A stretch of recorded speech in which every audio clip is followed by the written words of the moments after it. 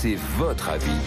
Il y a 4 ans, en novembre 2018, c'était les premières manifestations des Gilets jaunes contre la vie chère et surtout contre le prix des carburants. 4 ans après, l'inflation accélère, les ristournes baissent et les prix des carburants augmentent. Est-ce un cocktail explosif? Et tout cela sans compter la réforme des retraites. Emmanuel Macron l'a dit, au détour d'un déplacement hier en Thaïlande, il s'attend à de nouvelles manifestations comme il y a 4 ans.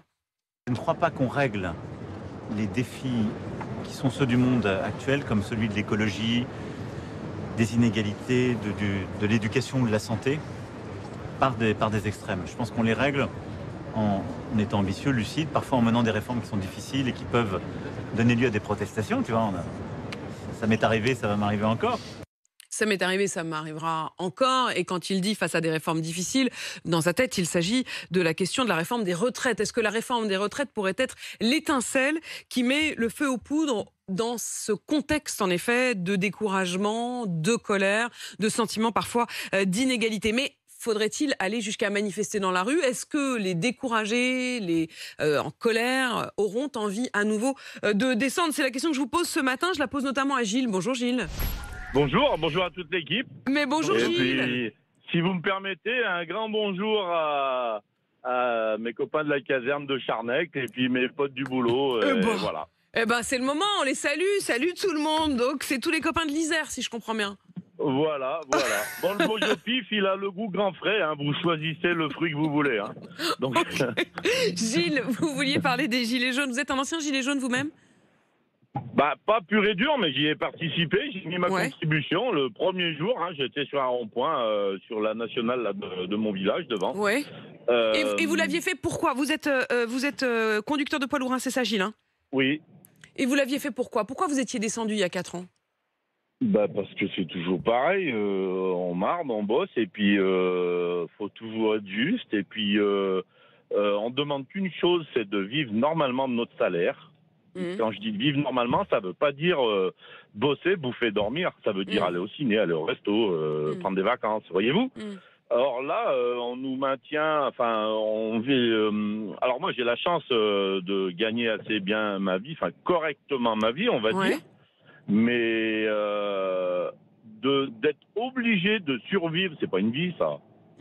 C'est pas une vie, ça. Vous estimez que vous gagnez bien votre vie, vous vous plaignez pas, mais que pour autant la vie est devenue difficile. Est-ce qu'aujourd'hui, quand vous dites, c'est toujours, vous avez dit cette phrase, vous avez dit, en fait, c'est toujours pareil. Est-ce que vous pensez aussi que c'est toujours pareil aujourd'hui? C'est-à-dire, est-ce que vous vous diriez aujourd'hui, le contexte est le même, rien n'a changé? Alors, on va être très clair. Regardez comment agissent nos politiciens. Ce sont les rois de la technique du bouc émissaire, voyez-vous. On monte du doigt une classe, on monte du doigt les uns.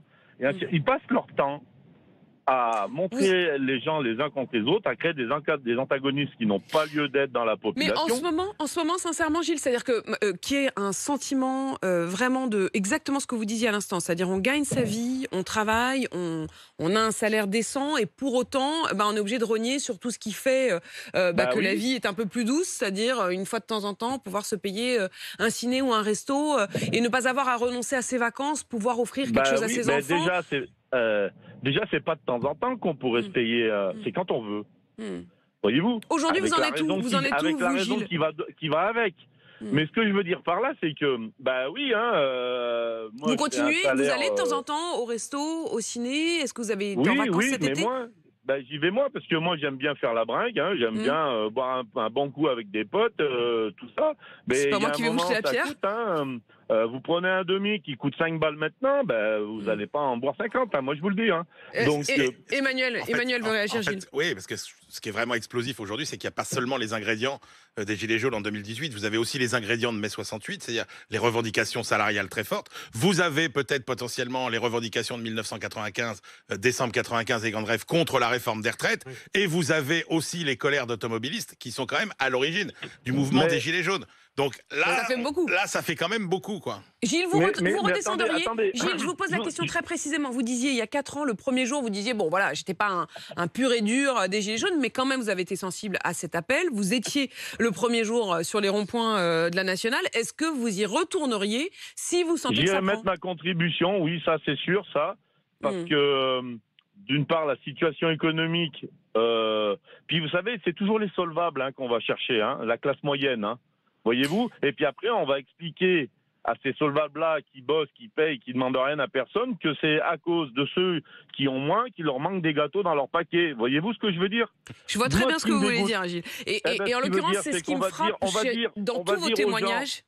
On va dire aux gens qui bossent comme moi 200 à 230 heures par mois, on va leur expliquer que si maintenant il lui manque des biscuits ou des cornichons dans son sandwich, c'est à cause de celui qui n'a pas la même chance, qui est au chômage et qui en bave des ronds de frites. Pas parce qu'il veut pas aller bosser, c'est parce qu'il peut pas.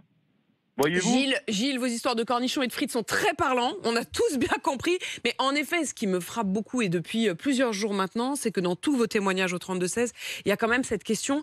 Aujourd'hui, l'inégalité, elle n'est pas juste avec les gens plus modestes ou qui ne s'en sortiraient pas. Mais à chaque fois, vous pointez du doigt le fait qu'il y a ceux qui travaillent et il y a ceux qui ne travaillent pas. J'ai l'impression que là-dessus, il y a quelque chose qui se cristallise. Je ne sais pas si vous le ressentez aussi, vous, Charles, le matin. Beaucoup. Mais c'est ce sentiment genre, bon, bah, nous, on bosse, du coup, on n'a pas d'aide. On est juste au-dessus des aides et on nous dit qu'il faut qu'on se démerde. Justement, c'est corrélé avec la question du carburant. Beaucoup de gens qui me disent maintenant ça me coûte trop cher d'aller bosser parce que j'ai 50, 70, 80 km à faire. Avec un litre de diesel à 2 €, ça me coûte presque trop cher d'aller bosser. Fabien